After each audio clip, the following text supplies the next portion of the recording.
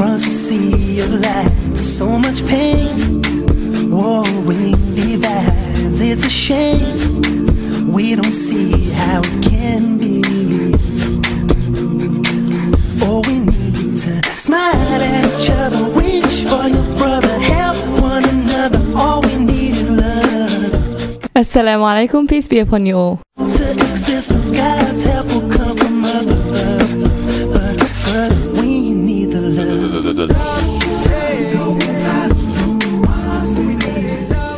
Assalamu alaikum and welcome back to the Y Factor on 87.6 FM and another action-packed week this week. But first, for a shout out to all our awesome listeners, especially Abdul Wahab Huda, Nadine Cram's cousin, for listening every single week. Awesome work. We also have Maher Sayed, who's really excited about our Facebook page and is an avid fan.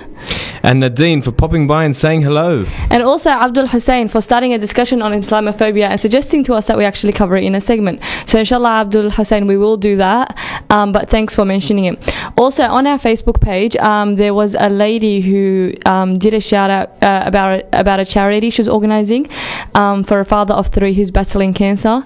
So please do have a look at that and please give it some thought. And I think it's a very, very worthy cause for us to support. So with that, we'll get started right away. The Y Factor.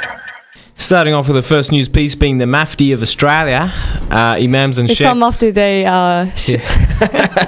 Mufti Day choice. Imams and Sheikhs from around Australia held a meeting on the 18th of September in which they appointed Dr. Ibrahim Abu Muhammad as the new Grand Mufti of Australia, which I think means he has magic powers. That's right, Jamal. Dr. Abu Muhammad, a current serving member of the Fatwa Board of the National Imams Council of Australia, replaces the outgoing Mufti Sheikh Fahmi Naji Al-Imam. Apparently, Sheikh Fahmi left because he was really sick, so let's hope it doesn't set a precedent for every outgoing Mufti. Yeah, may Allah subhanahu wa ta'ala give him good health. Dr. Ibrahim Abu Muhammad is one of the most prominent Muslim scholars in Australia today, and having memorized the entire Quran in his childhood, he went on to complete formal studies in Islam at the renowned and historic Al-Azhar University, Cairo, where he completed a master's at the College of Usuluddin and later a PhD. His thesis earned him a high distinction to achieve top in his class. That's great. I've never seen a high distinction in my uni days. Yeah, neither have I. I think this is really interesting because with the new Mufti, they interviewed him for the SBS. And you know, he was saying about Australian values, Islamic values, and he was also talking about what the role of Mufti actually means and things like that. So our listeners out there, if you've got any comments about this election of the new Mufti, and he did actually say, although he's not a native English speaker and he always speaks through a translator, he knows what the youth feel and things like that. So let us know your sentiments as young Australian Muslims on how this new election of the Mufti has affected you. The Y Factor. The next story is in Yemen, shooting, deaths and media silence that kills. Witnesses in Yemen have reported gunfire in the capital, Sana'a, despite a ceasefire meant to halt days of clashes that killed more than 70 people and wounded hundreds more. Some people are saying that it could turn out into a civil war from those who are loyal to the current leadership and those who are not. The shots rang out Wednesday in an area near the home of Vice President Abed Rabbo Mansour Hadi, who negotiated the ceasefire late Tuesday. At least 23 people were killed Tuesday before the ceasefire took hold.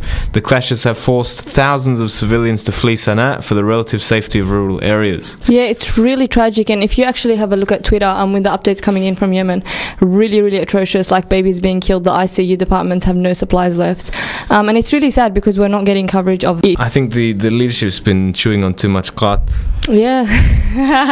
Alright, Afghanistan. For the second time in a week, Kabul on Tuesday was the scene of a high-profile attack against the Afghan government with the assassination of Burhanuddin Rabbani, head of the High Peace Council, the body responsible for negotiations with the Taliban. The killing has left many worried that Afghanistan's slim chances for peace have just gotten slimmer. Just as they did when insurgent fighters attacked Afghan government, NATO and US embassy compounds with rockets on September 13, security forces closed the road through the capital's main diplomatic enclave, which runs in front of Rabbani's compound. Green trucks carrying dozens of police officers roared in through the dark, their blue lights flashing silently, accompanying unmarked SUVs full of Afghan men in suits and pakols, the traditional woolen cap worn across northern Afghanistan? I think this is really interesting because for many, after Rabbani was assassinated, it was kind of the end of the talks between the Taliban and the government, and it's kind of causing this really, really contentious situation in terms of where is Afghanistan going to go now. Because although, you know, America likes to think it did eradicate the Taliban and it's been more than, 8-10 years, they're still very, very stronghold in majority of the areas. So very interesting to see how things would unfold. I was thinking about this the other day. Like, if you look at the news these days, we don't really see much news anymore on Afghanistan or Iraq. And because Bin Laden's been caught, so apparently. Yeah, and all that other stuff. I think maybe, like, I know one of the CEOs of ABC, and he was sort of saying, like, he's a nice guy. He wasn't. He basically put it blatantly out that the reason why we don't show that much coverage on the Middle East is because it sort of drives down ratings, because apparently viewers are desensitized to it. They're not interested. They're more likely to change channels. So now it's all about ratings rather than news, crucial issues. Yeah. Wow. Well, at the Y Factor, we don't do that. Whether you like us or not, we cover the hot issues, hey? Oh, yeah. The Y Factor. Now, our next topic is a very, very hot and contested one, and it's the Palestinian statehood.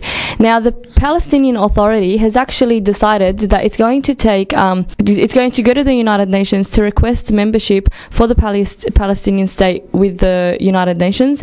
And in order to get this going, they kind of had this blue chair that they were sending around to all the countries in the world and saying, look, we have no say, we're not recognized. And this chair just arrived in Ramallah yesterday. And the vote is going before the United Nations tomorrow, and the bid is opposed by Israel and the United States, with the latter threatening to veto any bid for full UN membership. The diplomatic high wire act to statehood has garnered international attention and controversy. Experts and stakeholders say the outcome of the bid is unknown. They agree that it marks a change in strategy from previous bipartisan negotiations, which have failed thus far to bring a Palestinian state. Now, many are actually skeptical on both sides of the argument. Just yesterday, there were a lot of protests in Palestine, especially in the West Bank and Gaza City, pro the statehood and anti the statehood. Now, Professor Avi Schleim, who's a very well-renowned Jewish professor, has said that the bid for statehood is not changing anything on the ground, but in the international arena, it will change the terms of the debate and tilt the balance of power internationally against Israel and in favor of the Palestinians. It is mainly a symbolic act, and it will change the dynamic in a very symbolic way. Now, many international law professors and lawyers have actually opposed this because they're having legal arguments that if the Palestinian authorities do go to the United Nations, then it will create like this tantrum legally that they will not be recognized in other avenues and things like that. But yeah, it's a very contentious issue, and I'd love to hear what our listeners have to say about it. The interesting thing is, I was actually speaking to one of the officials from the UN, official for New South Wales, who's representative of the UN, and she was saying that the Israeli state was actually created by the League of Nations, which was basically the UN underneath a different name. That's right. Yeah. That's right. And now, Yeah, I think that's what many of those who are opposing it is saying. Look, the UN and its predecessor basically created Israel, right? Although they're not sanctioning the occupation per se, they haven't done anything about it. So why go to a body that doesn't even recognize your right in the first place to get rights from them? And I think it's a sore point. But it's actually really interesting that Saudi Arabia has actually decided to pay $200 million to the Palestinian Authority to pay the wages of a lot of employees, because they actually haven't been able to pay this. And this is preparing them for UN membership. Awesome. So it's really interesting to see that. But definitely, guys, get on our Facebook page and let us know. The vote is going through tomorrow, and as I said, no one kind of knows which way it will tilt, but it will be really, really interesting to see the outcome, and hopefully we can have a post-mortem on the Y Factor. Wow, what a year for 2010, 2011 with, all of the uprisings across the Middle East, and now maybe potentially the Palestinians getting a actual statehood. Yeah. The Y Factor. Final story for the day. The Saudis have actually also invested in something else. $10 million US dollars for a United Nations Center for Counterterrorism. $10 million. Yes. It's really interesting that Saudi is doing the donations, and we'll just see. And it's over the next 3 years, so we'll see the effects of this. The Y Factor. Straight on to the wacky news, my favourite part of the day. A boy, 5 years old, took drugs to show and tell. The kindergarten student actually shocked his teachers, right? What he did for show and tell, he took his mum's crack pipe and crystal meth to show and tell. Now, this actually had a street value of $3,600. Now, this little boy was really excited. So in the corridor, he was actually like packing his goodies, preparing for show and tell. And then he got busted by the teachers, who actually called the cops. Wow. And his mum was actually, his 32-year-old mother was actually arrested for drug possession and Michelle Marie Cheethams. and 1 count of first-degree child endangerment. So parents, if you do have the drugs at home, keep them away from your child. You never know how they'll expose you. Exactly. Or just don't do drugs. That's right. A US company is giving new clients a voucher to buy an AK-47 assault rifle to defend themselves from violent crime. And this is not jihad related at all. These people are not Muslims whatsoever. Basically, the business is saying that it's providing small stores and businesses with cash machines and credit card processing facilities, and also these vouchers for these guns, so that there will be no merchant victims. So it says that we encourage all merchants to stand their ground against attacks with lethal force. Lethal meaning AK-47s. Move to America if you want a free voucher. Some more stories from America. The Florida vampire. A 22-year-old woman in Florida sank her teeth into a wheelchair-bound senior citizen in a bloody late-night attack after declaring herself a vampire. Okay, that's not wacky. That's more like disgusting and horrific. I thought it was awesome. Milton Ellis, 69 years old, survived the biting but was hospitalized with wounds to his face, lip and neck. Officers found the perpetrator half naked and covered in blood, not remembering anything that had transpired. Alright, Jamal, you must have been watching Twilight on repeat or something, but this is totally gross. What a cracky. The Y Factor. And the final wacky story, unless you have some more. No, a man weighing 139 kilos is steaming mad at a fast food chain, which he claims repeatedly broke promises to make the booths in his local eatery bigger. Stockbroker Martin Kessman, 64, filed a lawsuit against the fast food giant White Castle in Manhattan federal court, claiming that the uncomfortable booths violate the civil rights of fat people. I just want to sit down like a normal person. Jamal, you're so insensitive. And the funniest part was that the ads by Google when searching the reading story was, lose your belly without losing out on the things you love. And analyze your eating habits, plan diets and track progress. Ready to lose weight? That was the Google ads. Oh my god. But it's funny because he's like a stockbroker, right? The Y Factor. Well, that brings us to the end of the news segment for this week. Stay tuned, guys. We have a very, very exciting and interesting episode coming up. Oh, yeah. We're speaking to mental health professionals about the issues that males face, and that includes Jamal. And then we'll also be speaking to a female health professional about the physical issues that females face. And then stay tuned for the last segment when we'll have events for this week, and we'll wrap up. And again, if you want to shout out on the Y Factor, get on our Facebook page and let us know in 3 words or more why we're totally awesome, and we'll give you a total shout out. Awesome. With that, we'll leave it there. So we're going to take a short break, guys, and we'll be back. You're listening to the Y Factor on 87.6 FM. The Y Factor. Times when the world's not on your side, you don't know where to run to, you don't know where to hide.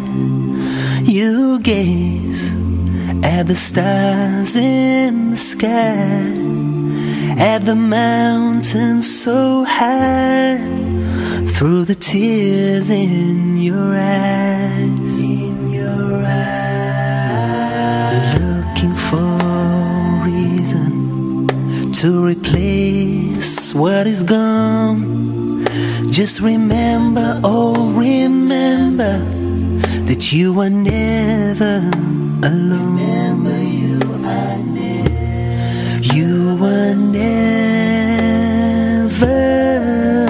alone. You are never alone. Just reach into your heart, and Allah is always there. You are never alone. You are never alone. Through sorrow and through grief, through happiness and peace, you will never be alone.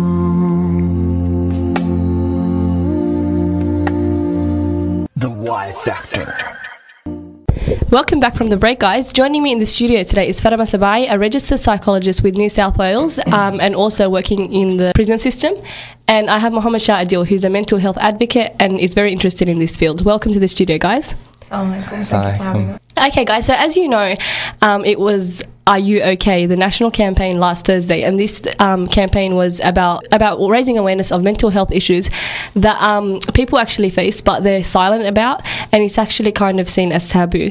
Now, obviously, what I wanted to speak about today was mental health in relation to the Muslim community, and the Muslim community, as we know, is very diverse from different backgrounds, and these people include migrants, they include first generation Australians, and they include converts, right? But the Muslim community in general, health issues are kind of seen as taboo in our community, and they're kind of seen as two approaches. The first approach is just get over it, and you'll only go to a psychologist if you're crazy and there must be something going on with you. Or the second is extreme, is like if someone's just having a bad day, people dramatize it to the extent that, oh my god, you're bipolar, go get help and things like that. And it's really sad because this dichotomy isn't helping those who suffer from mental illness. Earlier this year, there was 2 suicides, Muslim suicides, and it was really tragic because these people were in high school. So this is the context. So I just wanted to get your views on this. So Fatima, as a mental health profession, do you feel like this is the case with Muslims and even like minority groups? Do they have this perception that mental health is a taboo topic? I think definitely it is very taboo, mostly among males than it is amongst females, especially because society places such a massive role on how to raise females and males from a very young age. So if you look back at how parents raise their children, females will, if a female falls down, she has a scratch on her knee or something, the mother will rush over, oh darling, are you okay? Yep. And sort of, nurse the wound and, put a band-aid on it and, all that sort of, very nurturing sort of behaviours. Whereas if a male were to fall down, they'd be like, oh, you're all right, son, get back up, And that was nothing. Get over it. Yeah. So early on, adults identify with roles that they give to younger children. So society shapes children into adults where females believe that, that they're more verbal creatures than males, and so they can talk to their best friends and they can talk to anyone and seek help, whereas males are told sort of to internalise it, be tough, just face it and, don't worry about it. So obviously, even with females and males, like what you're speaking about, with females it's all right to kind of have this dramatic breakdown and just cry, but with males it's seen as like, what the hell's going on? So do you feel that's the case? Yeah, I think that's definitely the case. There's definitely an expectation for men to be able to deal with their own issues internally. That's definitely true. I find more so with conservative and ethnic communities as well. There's a bigger expectation there. But that said, I think mental health in general is an issue which Australians all have very little knowledge about. Fatima, speaking of the Australians and what they're facing, can you tell me some statistics generally in the population, or even more specifically if you do have, on what are we actually facing as Australians in terms of mental health? Okay, well, the Australian Bureau of Statistics found, just in relation to suicide, in 2009 they conducted a research in which they found that 1.6% of the population is actually, the deaths are related to deliberate action of a person with an intention to take their own life. So that, from that figure, 80% of them were actually males, and it was very successful because research tends to suggest that males use a more violent way of committing suicide in comparison to females. So females are only 20% more successful than males are. So that's wow. That's a high, yeah. Yeah. I mean, yeah, it's true. 1 in 4 Australians suffer from depression, well, if they're aged between 14 and 25, I think. So the incidence of mental health is actually quite high, and I think this is one issue which is making it harder for people with mental health issues to come out. To the everyday Australian, it seems like it's not a big problem because people aren't willing to come out, people aren't willing to talk about it, so it just makes it that much more difficult for people to actually admit and seek the help they need.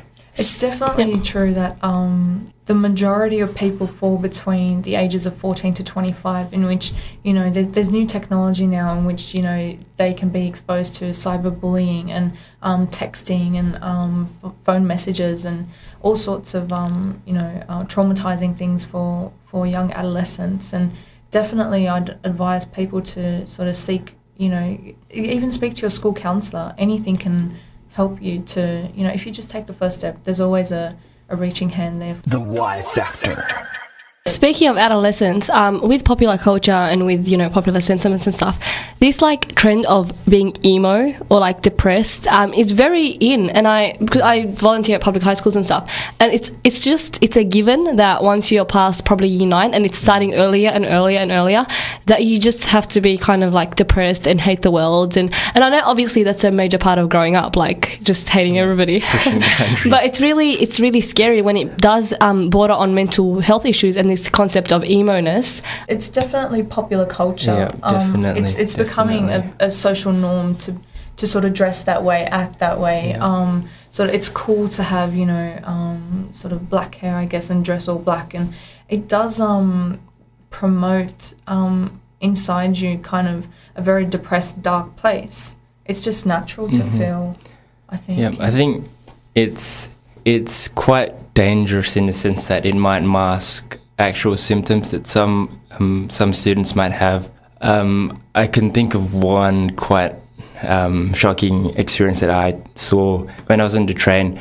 I saw a bunch of kids. They were basically mucking around, and there was one girl that seemed to be sort of on the fringe of the group, and I think it was a guy shoved her aside or said something quite rude to her, and I noticed that she branched off to the side of the carriage and pulled out a scissors and started to cut herself. On the train? Yeah, on the train, literally on the train. And I was like, oh my God, this is terrible.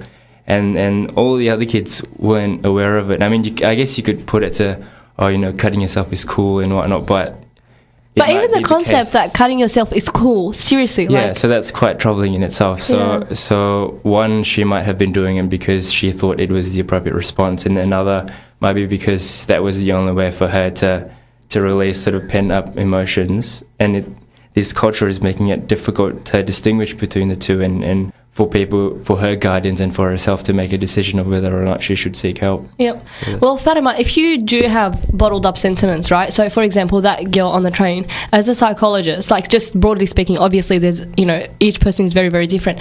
But if you feel inside you're bottling up and there's negative sentiments you're feeling, what should you do about it?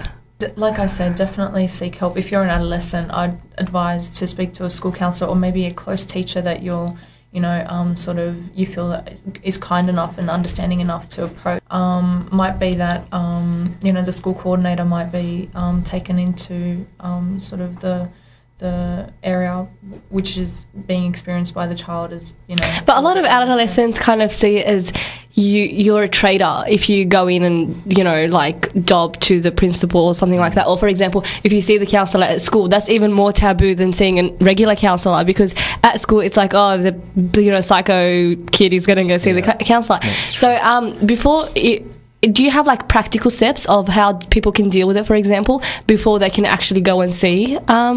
Well, if you're sort of, you know, on self-harm, on the verge of self-harm or suicide, I think it's quite serious. That's right, yeah. I do definitely advise that they see a health professional. Yeah.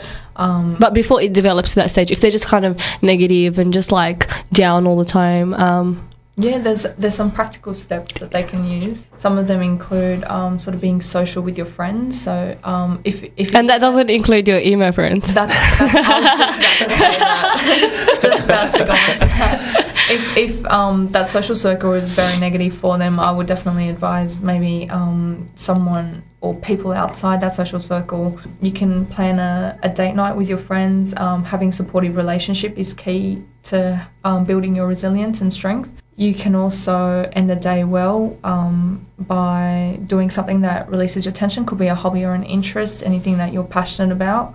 You need to ensure that you sleep well and you have a healthy diet and you maintain your exercise. So those things are sort of core to keeping your body healthy. there is research that suggests that lack of sleep leads to mental illness. So it's good to keep your so get off Facebook and go to sleep. Go to bed. Yeah, go to bed. Yeah. Or even Facebook is good when it comes to chatting with friends, just to vent, just to release like your day's stresses. But the conversations that you have need to be sort of constructive, or you need to go to sleep. Yep. So, and please chat in the chat section and don't put it as your statuses, because seriously, sometimes people that update their status like 600 times. It's like I'm emo. We don't want to know. Yes. something good at the end of the day could be a reflection on your day. So everything good that happened and everything bad that might have happened, and just say to yourself, well, if with the bad things, what could I have done to make them better? And just a reflection process at the end of the night. Your memory tries to do that anyway, when it organises everything back into the black box that we call the subconscious. But just before that, you should just try to reflect on the day's events and just say, oh, well, maybe I could have done this better. Maybe I could have did this alternatively, or how can I fix it in the future if it were to happen again. So things like that. Also noticing something beautiful in the day can also help. Prayers, I say, are the most core thing to sort of allowing you to lead a more positive lifestyle.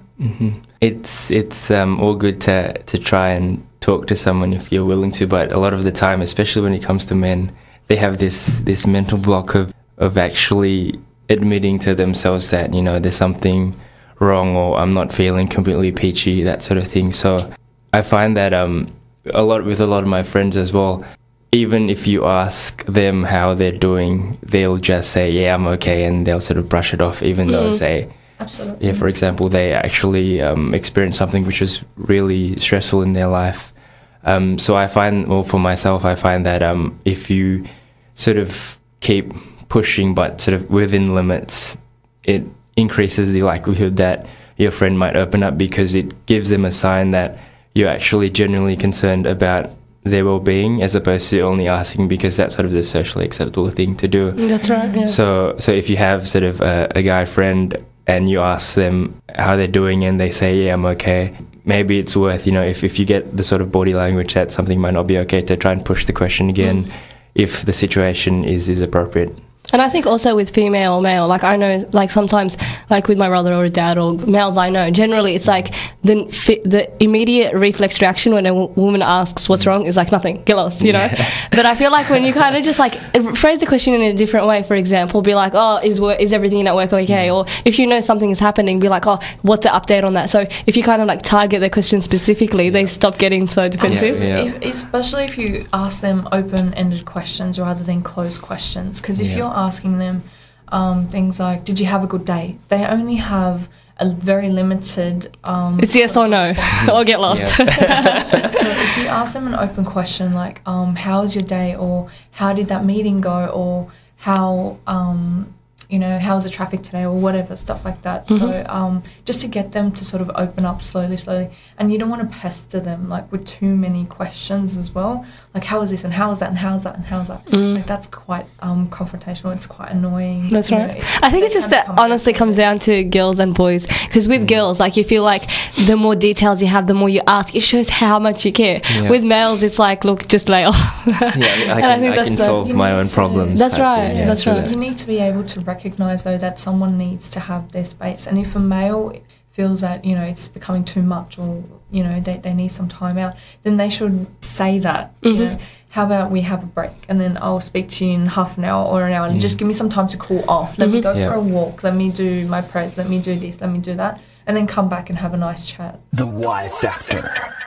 Speaking of prayers and mental health, I know you guys aren't, so like religious authorities on this, but I feel sometimes with the Muslim community, especially practicing Muslims, there's a fine line between, for example, having a mental, like even if it's mild depression, and kind of feeling Islamically low, like you feel like Iman is low, or you don't feel good about yourself, right? So how do you distinguish between like something's going on, I should, for example, like I might be entering depression and I should do something about it, and something like, oh, I'm just not feeling good because Islamically I'm doing something I shouldn't be doing, or like, I'm not happy with my current level of Iman? I think Mohammed might be able to comment on this too, but I think we each have a moral compass, and I think that sort of guides us as to, you know, we feel guilt for a reason, deep guilt, like for example, you know, a friend passing and you wishing that you had been there to save that person is very different to, you know, I should have done my charities, or I should have fasted Ramadan. And you have a moral compass, as I said, that guides you to, you know. Yep.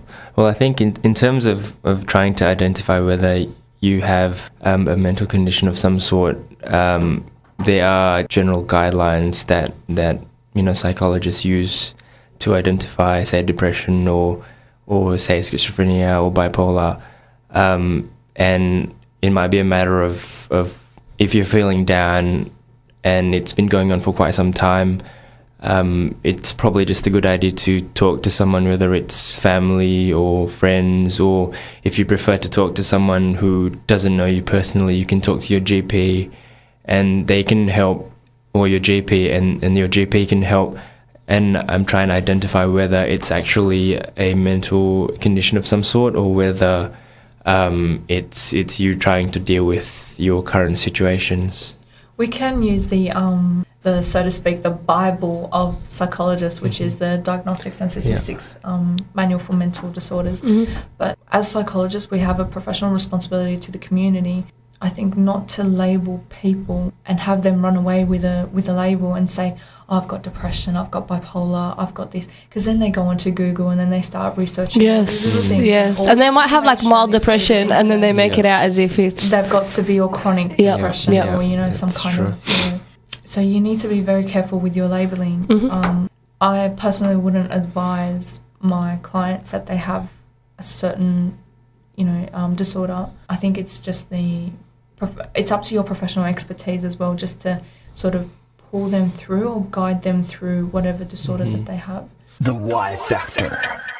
Speaking of names and labeling, I think it's also very important that people don't label people as that depressed on, or just like anything happens, or just who cares, they're just depressed, or they're just... That's exactly right. Like, for example, you don't say that someone is cancer or someone is... Like it personifies the illness in the person. You don't say that. You say... So the diagnostics manual is sort of based on sort of not having people become an illness, but it's characterized by illnesses which describe people. That's right. Okay, so you can't say that someone is something, more like the illness sort of describes a bit of that person. That's right. You can't take away from a person their character and everything that makes them up. That's right. By classifying them as a certain disease. Yep. Yeah. And I think that's what it becomes, like the epitome of that disease becomes that person. And it's and they shape their lives around this illness, which is detrimental to their health. Do you guys feel like with words such as, like, for example, oh, who cares, she's just bipolar, when someone's having mood swings or whatever, or just, oh, that person's depressed just when they're having a bad day, does that undermine the seriousness of mental health when medical words are being passed around just generally in conversations? Well, I think so. I mean, because if you're comfortable with throwing around those words, using them as labels and whatnot, I think you're probably less likely to take it seriously when someone goes up to you and asks for help and they tell you, oh, look, you know, I'm dealing with depression at the moment, you know, do you have any advice, or you need to help me out? And if you're so used to throwing labels around, you're probably less likely to take them seriously. So I think, there is definitely potential for Absolutely. It, like what Mohammed said, it's very easy to box people into, you know, oh, you've ticked this, you've ticked that, you've ticked that. Okay, so you're not sleeping right. Oh, okay, so you're not eating right. Oh, okay, you're crying a lot. Oh, you're having emotional breakdowns, you're socially withdrawn, you've got depression. It's so easy to fit people into these little categories, but... like you said, you miss a lot of the information that a client or someone is telling you, because you've got these preconceived notions of what they are, and you allow that to sort of cloud your judgment rather than just listen to someone. And that's the basic essential criteria to be a good counsellor and a psychologist, just to listen. Well, the primary audience of this show is actually young people, right? So what advice do you guys have for young people? And this is two-limbed advice. Number one is to people who are the listeners, right? So, for example, my friend comes up to me and, she or he decides to spill, right? How should you deal with that? And number two is to people that actually have their ups and downs, or they cry a lot or whatever. What should they do about it? So, Fatima? Okay, so there's some warning signs that you can look out for. Not if someone's just teary because they've had a bad day. Yep. That's a normal, one-off type thing. Yep. But if they're constantly sort of crying day in, day out, or they're sort of not wanting to go out anymore, and their social circle is sort of dwindling in numbers, and they're just sort of, they're ostracizing themselves from the community, then you know that something might be happening. It's fine to just say, "Are you okay?" Once you obtain some kind of response from that, the person might at first, if it's a male, which is the topic of our conversation, they might say, "Oh, I'm fine, nothing's wrong with me." But a little bit of further prodding, if it reveals something, then there's resources that person can access in the community. Beyond Blue offer a great service. Lifeline, they have amazing volunteers who are trained specifically to deal with anyone who is suicidal, or who's self-harming, or is depressed. There's a lot of resources that they can mail out to people as well. So I would definitely encourage people to access any of those sites, or just phone them up if you need someone to talk to and you feel like you don't want to talk to people that are in your community, because that could be hard as well. You might be privacy issues, that sort of stuff. So speaking to a stranger sometimes breaks down that boundaries as well. Well, I think first off, it's important, especially for men, to understand that, look, it's okay if you're feeling sad. That's natural. You don't always have to put a strong face to everyone, to your friends, to your family. Life is stress. There's ups and downs, and it's natural for you to feel sad when you're at a tougher part of your life. And I think a lot of men tend to think that friends will judge them, say, as someone who's weak or someone who can't really deal with things if you ask your friend for help and seek sort of advice or comfort. But generally speaking, from my own experiences, that's not the case. Assuming that your friends are actually good friends, they're more than happy to help, and it actually feels quite good when a friend asks for help from you, because it shows that they trust you enough to ask them for help. I guess more generally, for someone who is being asked for help, I think a lot of the time people just want someone to validate their emotions, so to say to them that, okay, it's fine for you to feel sad, to feel disappointed, to feel stressed, because your job's tough, or because things at school are quite difficult, because your teacher's picking on you. It's not sort of, I don't think it's a good idea to just tell your friend that, look, okay, it's normal for you to feel that way. I understand where you're coming from, and if you do have advice to help your friend get through these tough times, go ahead. But again, they don't have to accept your advice, and they don't really have to agree with you. At the end of the day, it's their choice to accept what you say, and they might have many people that they're asking advice from. So don't bully them into accepting it, and then you're making the condition worse. Yeah, exactly. So don't force them into taking up your advice. Give them options, and just be there to support them and to give them comfort in times when things are difficult for them. Excellent. Well, thank you so much, guys. That was very, very enlightening. Fatima's actually brought in some resources. So if you do want to drop past and pick them up, you can come to the studio on Howden Street, Lakemba, and you can pick them up. Also, she will be posting some links on our Facebook page. And I'd love to take this discussion from this physical space to the virtual world, right? So, guys, to our listeners, I know we're not live yet, so you can't even ring and ask them questions. But through our Facebook page, if you do have any questions that you would like to direct at Mohammed or at Fatima, please get on the Facebook Facebook page and let us know your thoughts. And also, both of you feel free to interact with our listeners through the page. And as Fatima mentioned, there are many registered organisations that are out there to help you, so don't be afraid to seek advice. Any concluding words, guys?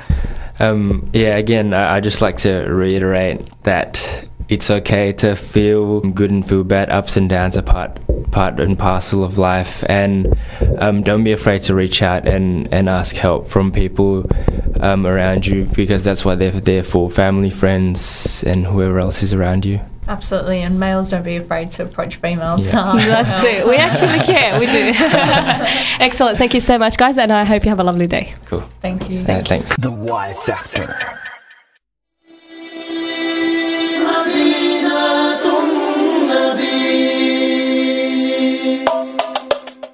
Madina, Madina, Madina, Madina, Madina, Madina, Madina, Madina, Madina, Madina, Madina, Madina, Madina, Madina, Madina, the city of the Prophet where we all like to be. Madina tum Nabi.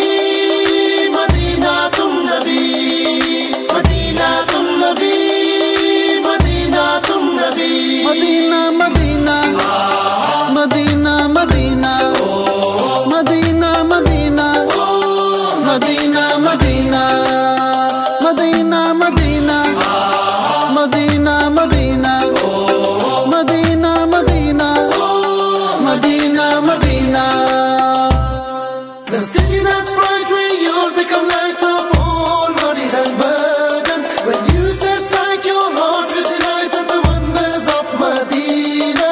Medina tum Nabi, Medina tum Nabi, Medina tum Nabi, Medina tum Nabi. The city so sweet, Medina tum Nabi. My heart is at ease, Medina tum Nabi. Medina, Medina, Medina, Medina, Medina, Medina, Medina, Medina, Medina, Medina, Medina, Medina, Medina, Medina, Medina. The Y Factor. Welcome back from the break, guys. Now, speaking about men and mental health, we decided to speak about women and physical health. So joining me in the studio today is Hiba Shahid, a health professional and project coordinator with the LMA. Welcome to the studio, Hiba. Hi.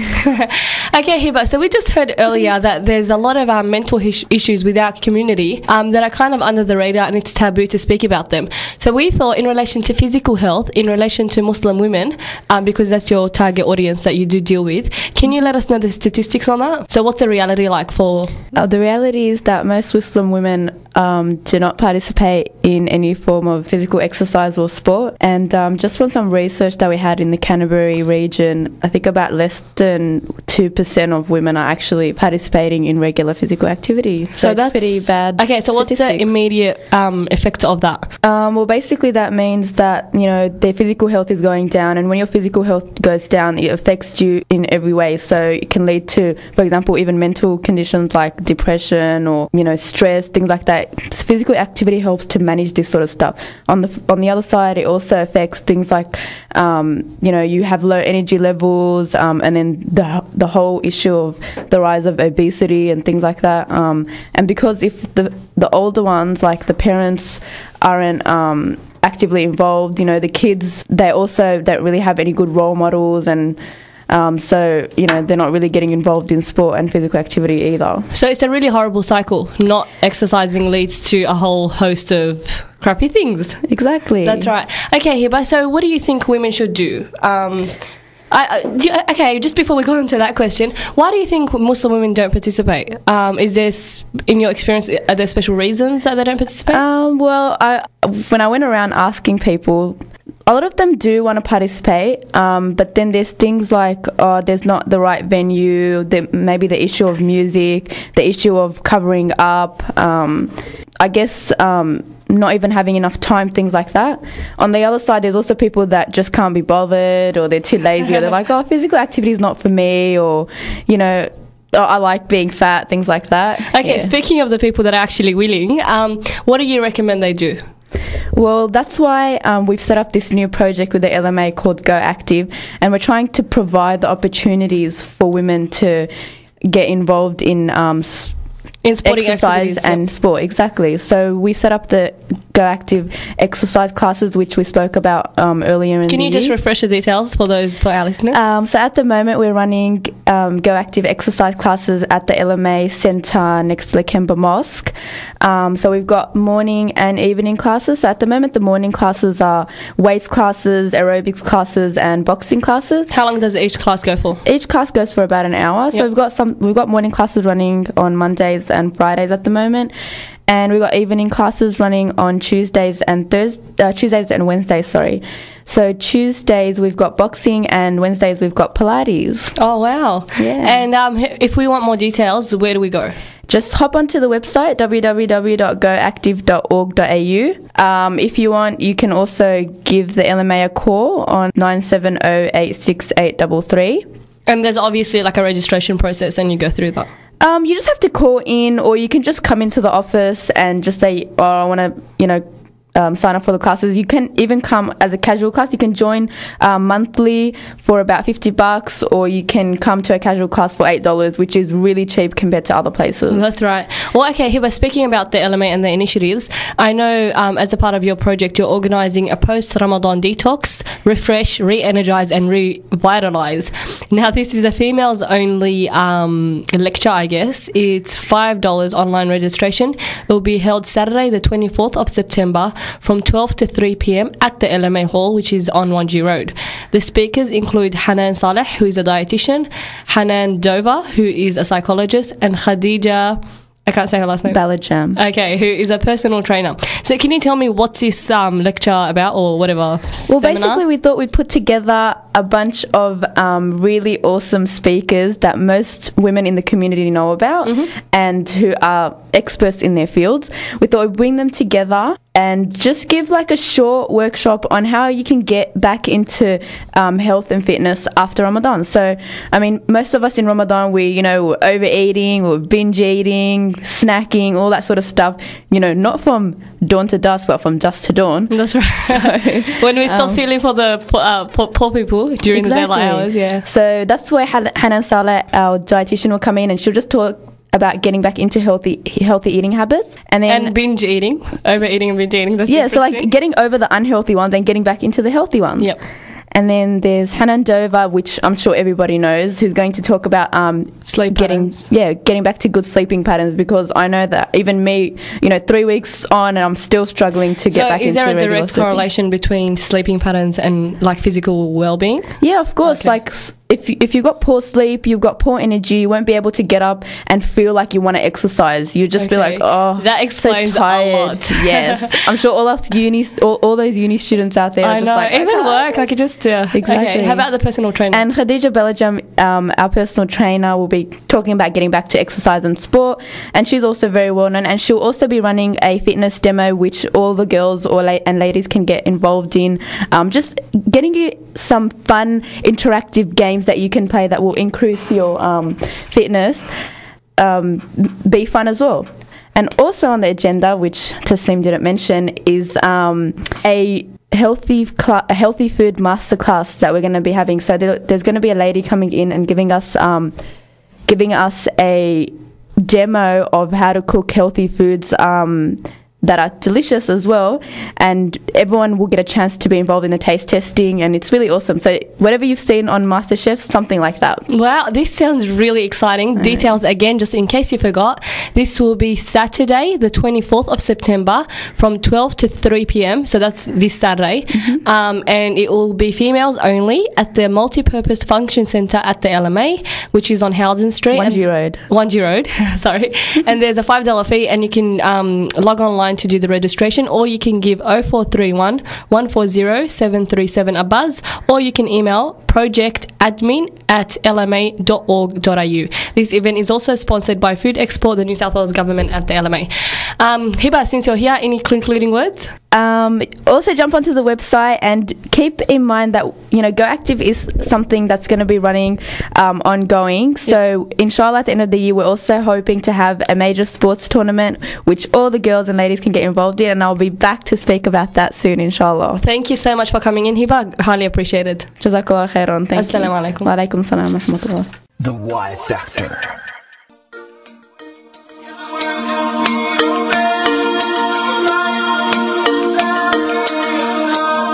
طلع البدر علينا من ثنيات الوداع وجب الشكر علينا ما دعا لله داع أيها المبعوث فينا جئت بالأمر المطاع جئت شرفت المدينة مرحبا يا خير داع.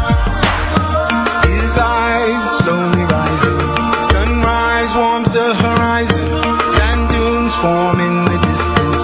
He's up and out in an instant. The crowd, they all were waiting, watching and anticipating. A man appears from afar. Could he be the one sent by Allah? He shouts, here comes the prophet. His face is a light that drives out the darkness. Words are alive, his message is living. Joy everywhere, our voices are singing. طلع البدر علينا من ثنيات الوداع وجب الشكر علينا لا دعا لله داع أيها المبعوث فينا جئت بالأمر المطاع جئت شرفت المدينة مرحبا يا خير داع. He steps and reaches to touch this man who suffered so much. His own troubles could not compare to the prophet's gone everywhere. He was shunned away by his own kin, ridiculed and stoned by the townsmen. His blood was shed for the truth, and never was he vengeful or rude. Then the prophet turns and he smiles, radiance spreads out for miles, embraces his hand with kindness and care. His heart sings out for all those to hear. طلع البدر علينا من ثنيات الوداع وجب الشكر علينا لا دعا لله داع أيها المبعوث فينا جئت بالأمر المطاع جئت شرفت المدينة مرحبا يا خير داع. Wakes up, alarm clock is ringing. Moonlight, the sun hasn't risen. Faint sounds of cars on the street, but inside his heart he feels peace. He starts recalling history, the prophet's face he had seen. He remembers then the tradition. In a dream it truly will be him. Allah, oh what a feeling. So many years he followed his teachings, and this is the greatest time in his life. Praise to Allah and sings through the night. طلع البدر علينا من ثنيات الوداع وجب الشكر علينا لا دعا لله داع. The Y Factor. Now, that was a very interesting feature for this week. Be sure to tune in next week, inshallah, as we will be speaking to Ihon Chan from Soften the F Up. And it's also in relation to, it's a mental health campaign. Very interesting. Thanks to Daria. She's actually secured us an interview. So be sure to listen to that. But for now, I know many of the university students and the high school students are going through trials and exams and things like that. So at the Y Factor here, we thought we might help you out. So I'm just going to read out some dua for you. So the dua before studying is Allahumma infa'ni bima 'allamtani wa 'allimni ma yanfa'uni. Oh Allah, make useful for me what you have taught me and teach me knowledge that would be useful to me. Also, you can say Allahumma ij'al lisani 'amiran bi dhikrika wa qalbi bi khashyatika. Oh Allah, make my tongue full of your remembrances and my heart filled with consciousness of you. You can also say Allahumma la sahla illa ma ja'altahu sahla anta taj'alul hazana sahlan idha shi't. Oh Allah, nothing is easy except that which you have made easy, and if you wish, you make the difficult easy. So inshallah, if you make these du'as and ask Allah subhanahu wa ta'ala to bless you, and also you can make the du'a that Prophet Musa made when he went to see Fir'aun, and that was Rabbi shrah li sadri wa yassir li amri wahlul 'uqdatan min lisani yafqahu qawli. Oh Allah, expand my chest and make it easy for me. So inshallah, Y Factor listeners, you will be in all our du'a, and in this stressful time. The Y Factor. So that brings us to the end of the episode for this week, unfortunately. But quickly, just before we go, we'll go through the events for this week. The first event coming up, which is tomorrow night, Friday the 23rd of September, from 7:30 to 9 p.m. at ISRA, which is level 3, 128136, South Parade, Auburn, is a lecture titled "Does Freedom of Speech Give the Right to Vilify Muslim Minorities in Australia?" Now, this is a very, very interesting topic, inshallah, and it will be addressed by Justice John Dowd, who is a legal expert and has a lot of expertise in this area. So be sure to visit that. Now, the next event is the post-Ramadan detox, as Hiba mentioned. That will be on Saturday from 12:30 to 3 p.m. at the LMA. There's a $5 fee and an online registration. So visit goactive.com.au for more information. The next event is organised by Daraisha, and it's called Salat, the Ascension of the Believer. This event will be on the 25th of September. So this is this Sunday, the 25th of September, from 10 p.m. to 2 p.m. and it's males only, and registration is required. So if you are interested in an intensive course on Salat, be sure to ring up Daraisha on 0410 723 428. The Y Factor. Now, for all the ladies out there, Foundations for Tomorrow is organising a fashion flashback night for sisters only. It's time to dig through your wardrobe, through your mother's wardrobe, through your aunt's wardrobe, and through your grandmother's wardrobe to find that awesome, unique, funky dress that hasn't seen the light in years. Dust it, clean it, and try it on. Inshallah, this fun-filled night will be held on the 3rd of October. So that was the 3rd of October 2011, obviously. 6 p.m. at the Renaissance, which is the number 1 Olympic Drive, Lidcombe. So that was at the Renaissance, 1 Olympic Drive, Lidcombe. The tickets are limited and they're $60 each. Ring 0420 604 607. That was 0420 604 607 for more information. You can also find them on Facebook. Just click Foundations for Tomorrow. And please ensure that no children under 12 are brought and that your aura is covered. And so be sure to go to that event, inshallah. The Y Factor. Now, the next event isn't actually an event per se, but it is the Australian Muslim Achievement Awards 2011 organised by Mission of Hope. Inshallah, these nominations will open now, and the nominations will close in October. But what you can do is actually you can nominate Woman of the Year, Man of the Year, Youth of the Year, Role Model of the Year, Sportsperson of the Year, Professional of the Year, and various other categories, inshallah. And what you need to do is email info@missionofhope.org.au, or you can visit amaa.missionofhope.org.au for more information. Inshallah, the ceremony will be held Saturday the 10th of December, and it's very, very it's a very good cause to finally, recognize those people whose efforts going into making our community what it is today. The Y Factor. Now, for all our sporty listeners out there, the AusTag Community Cup 2011 is on again on the 9th of October 2011, held at Frank Doyle Park in North Parramatta. It's scheduled to start 8:30 a.m. and it will conclude at 6 p.m. The competition is for men's opens, the mixed opens, the under 20s men's. Each player will get a jersey, a sports package, and will be guaranteed 3 competition games, and this is all at a cost of $49. There is 10 players per team, and there's cash prizes to be won. There will also be a guest appearance by IBF World Champion Billy Dibb, who we actually had on the show last week. Mashallah, a brilliant brother.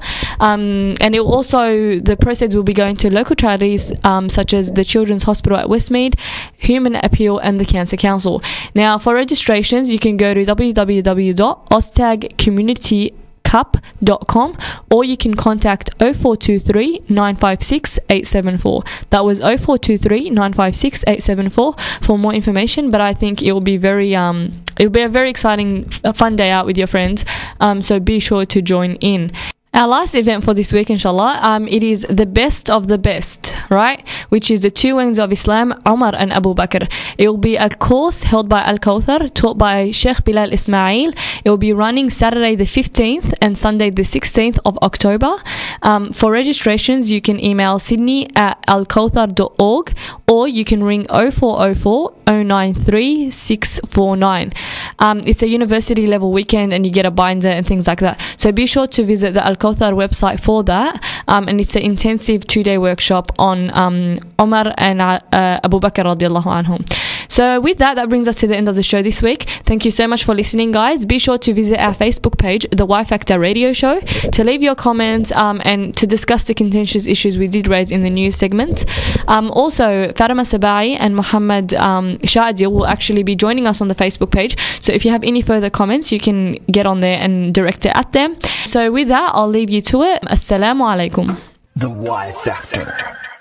I am in the trees, from the brown branches to the green leaves. I'm colorful, spectrum infinite. I touch all, indiscriminate. Breed compassion and sentiment. Limitless in my power to heal the hearts of men.